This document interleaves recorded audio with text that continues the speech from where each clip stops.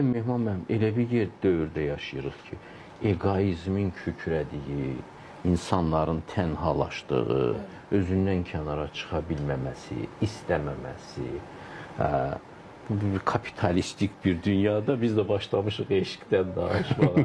Bu nə qədər aktual? Təbii ki, aktuallığını çətin məsələdir, amma biraz əvvəl siz dediniz də artıq egoizm yayılır. İnsanlar daha çox maddiyyata önəm verdikcə hər şey maddiləşir. Sevgidən maddiləşir. Bayaq Xəzər dedi ki, hədiyyə məsələsi və s. Təbii ki, bu maddiyyata yönəldikcə digər dəyərlərin də içi təbii ki, maddiyyata yönəlməyə başlayır. Amma maddiyyat da bu da rəmzdir də. Bəli. Bir şey verməlisən eşqin üçün. Qız inanmalıdır ki, sənin üçün bu eşq dəyərlidir. Eşqin təbii ki, bir adı fədakarlıqdır və bir adı yox, elə əgər müqayisə eləsək biz eşq nədir? Fədakarlıq, vəssalam. Klassik düşüncədə belə bir şey var. O dini kitablardan gəlir. Qonşunu sev. Hə.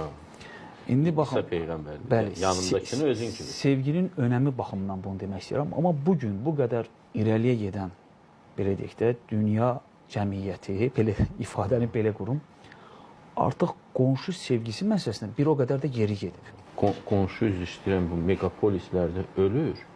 Qoxu çıxmayana qədər xəbərləri olmur ki, orada qonşuda kimsə. Bəli, o çox gözəldir. Mən hətta bununla bağlı mən bir dəfə belə bir status yazmışdım Facebookda. Xalq rəssamlarından biri, unutdum adını indi.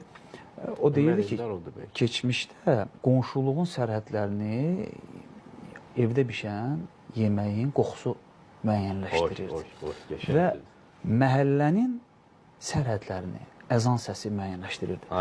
Mən onunla o söhbəti eləyəndən sonra, onun cümlələri ondan işləyəndən sonra belə bir şey yadıma düşdü ki, baxın, bugün müasir dövrdə biz 100 kvadrat metrlik, 200 kvadrat metrlikdəki qonşulara o qoxunu çatdırmaq yox, səsimizi duyura bilmirik.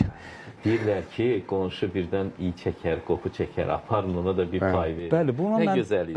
Mən görmüşəm elə o vaxtları. Bax, ilahi sevginin, sizin vurğuladığınız ilahi sevginin azalmasının bir nəticəsidir.